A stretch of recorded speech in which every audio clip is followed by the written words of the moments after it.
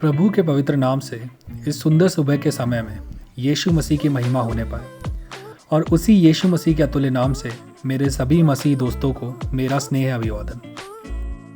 गलातियों की पत्री 6 अध्याय के 9वें वाक्य में इस प्रकार लिखा है, हम भले काम करने में हियाव ना छोड़े, क्योंकि यदि हम ढीले ना हों तो ठीक समय पर कटनी काटेंगे। इस अनुग्रहित वाक्य को नींव रखते हुए भले काम करने में हम हियाव ना छोड़ें, इस बात को याद करने में हम प्रभु में शरणागत हों। अगर हमें जीवन में विजयी होना है तो उस जीवन का सबसे महत्वपूर्ण लक्ष्य भलाई करने के द्वारा ही होता है। ये स्मरण रखना जरूरी है।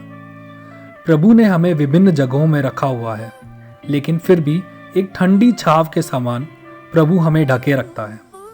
हम में स्नेह का, सम्मान का, आदर का, भक्ति का, वात्सल्य का और क्षमा का स्वभाव बढ़ते जाना चाहिए। एक बार मैंने कुछ ऐसा पढ़ा, माता को प्यार से, पिता को सम्मान से, गुरु को आदर से, भगवान को भक्ति से, पत्नी को सुरक्षा से, बच्चों को वात्सल्य से, दोस्त को अपनेपन से, शत्रु को क्षमा के द्वारा अगर हम जीत लेते हैं तो हमारा जीवन सचमुच विजयी है।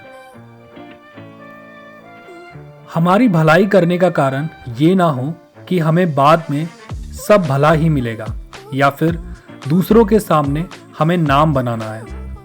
सच्चे प्रभु पर विश्वास करने वाले हम सभी लोगों ने ध्यान करके प्रभु के वचन में से अभी पढ़ा है कि भले काम करने में हियाव ना छोड़े।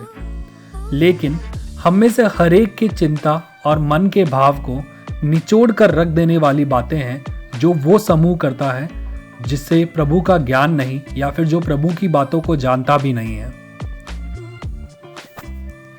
हमारे समाज में दुष्टता बढ़ गई है, ये सच्चाई है, लेकिन उसके बीच में भी भलाई के पेड़ के समान खड़े रहने वाले और बढ़ने वाले अनेक हैं और इस बात को हमें अच्छे से समझना है।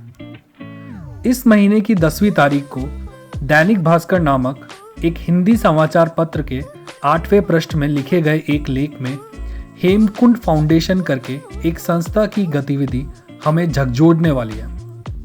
कोरोना महामारी के दुष्प्रभाव से जब हमारा देश त्रस्त है, तो जब सभी साथ छोड़कर भाग जाने वाली एक अवस्था में हम अकेले पड़ जाते हैं, तो हेमकुंड फाउंडेशन ने अंदाजन 15,000 फोन कॉल्स निवेदन का हर रोज सहायता करा है और उत्तर दिया है। इसी प्रकार उन्होंने अभी तक 1.5 लाख लीटर ऑक्सीजन मुफ्त में लोगों को बांटी है। एक साक्षात्कार में हेमकुंड फाउंडेशन के निदेशक हरदीप सिंह आलूवालिया जी इस प्रकार कहते हैं कि भलाई करने के लिए जब वह रोज घर से निकलते हैं तो खाना खाने के लिए भी उनके पास समय नहीं होता।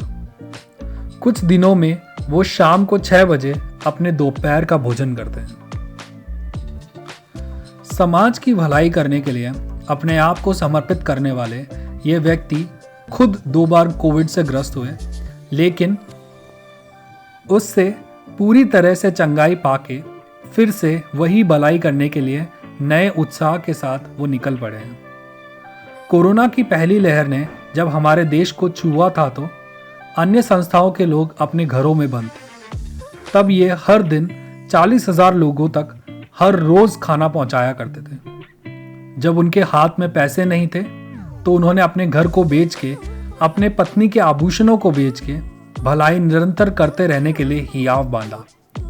आज भी जब वे किराए के घर में रहते हैं तो अधिक से अधिक भलाई करने के लिए अपने आप को उत्साहित रखते हैं।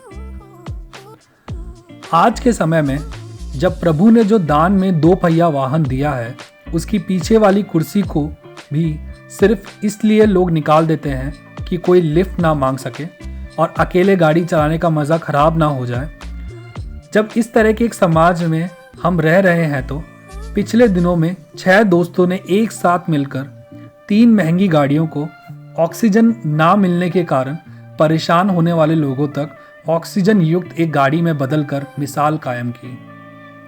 मेरे प्रिय दोस्तों, ऐसी खबरें हम सुनते और पढ़ते हैं तो अपने आप को समर्पित करके जो वचन प्रभु ने हमें दिया है उसका हम कितना अनुसरण करते हैं या फिर कितना उसकी अवमानना करते हैं, एक शोधन हमें इसकी करने की भी ज़रूरत है।